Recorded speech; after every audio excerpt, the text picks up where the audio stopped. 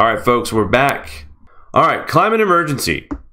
Ireland set to ban private cars. I gotta read most of this article, guys. This is nuts.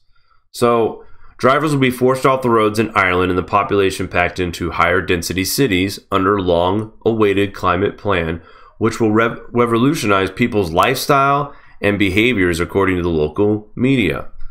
Nudge policies such as huge tax hikes, as well as bans and red tape outlined in the plan, will pave the way to a vibrant Ireland of zero carbon emissions by 2050, according to the government, which last year committed to boost the country's 4.7 million strong population by a further million with mass migration.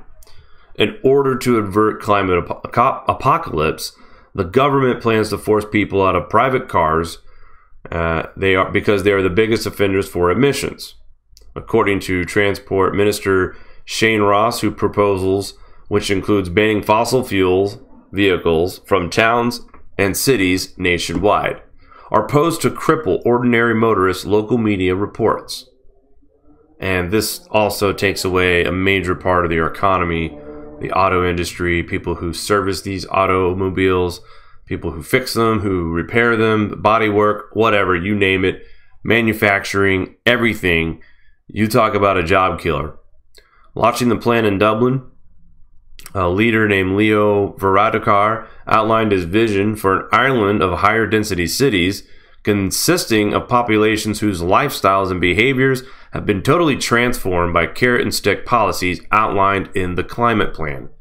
Our approach will be to nudge people and businesses to change behavior to adapt new technologies through incentives, disincentives, regulations, and information, said the globalist Prime Minister.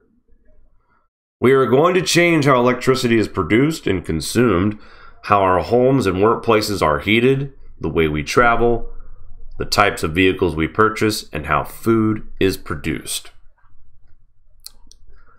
Guys, I'm going to tell you something right here. In addition, plans demand that coal and peat-fired stations are replaced with wind farms and other green energy sources in order to meet the requirements that 70% of electricity will be generated from renewables by 2030.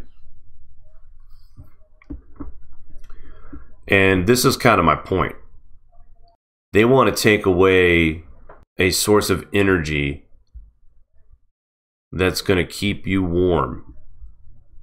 Nice and cozy now during this period. So right here, this is 2030. These folks in Ireland want to do away with fossil fuels and coal, and they want you to heat your homes on just solar and wind. I don't understand some of these policies. I don't think these countries are being reasonable. I don't think they're thinking anything out. If they're pushing to get rid of the things that keep us warm during the coldest times, how fast are we going to see the population be killed off over there? If they actually stop. My guess is that they abandon ship on this plan by 2022. If then. So we'll just have to keep our eye on that, but absolutely ridiculous. Banning the travel of a private car by 2030.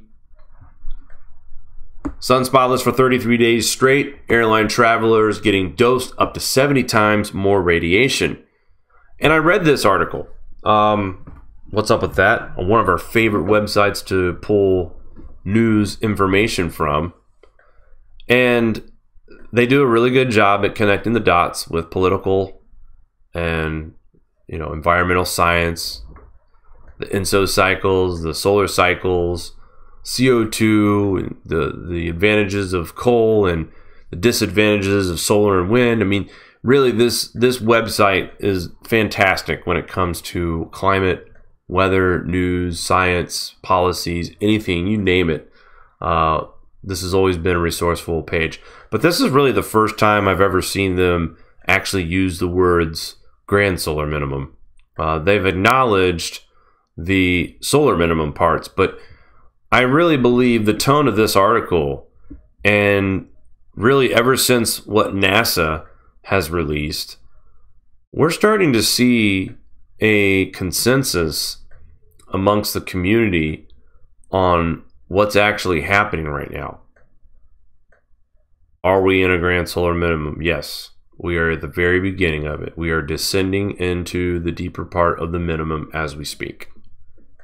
Things are on the decline, no doubt. And the article from June 12th on NASA that confirms the weakest cycle in over 200 years. Hello? Connect the dots. Do your math.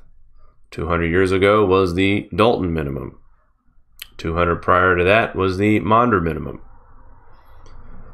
You see where I'm going with this?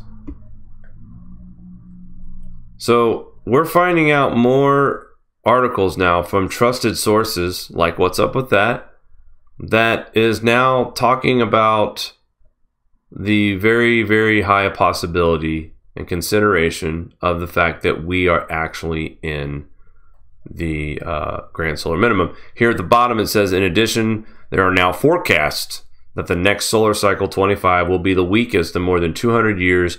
The current solar cycle 24 was the weakest and the fewest sunspots since cycle 14 peaked in 1906. So again, this story about the weakest solar cycle in 200 years is gaining a lot of traction, in my opinion. And just in 9 days, we have seen countless of people coming out now giving us the business about this is a grand solar minimum. Yes, all signs point to this being the beginning of a grand solar minimum. Guys, don't go anywhere. We'll be right back. Do you like this show? Give us a thumbs up. Want to support us more? Share to your favorite social media platform. Buy a t-shirt or become a Patreon. All links are in the description below.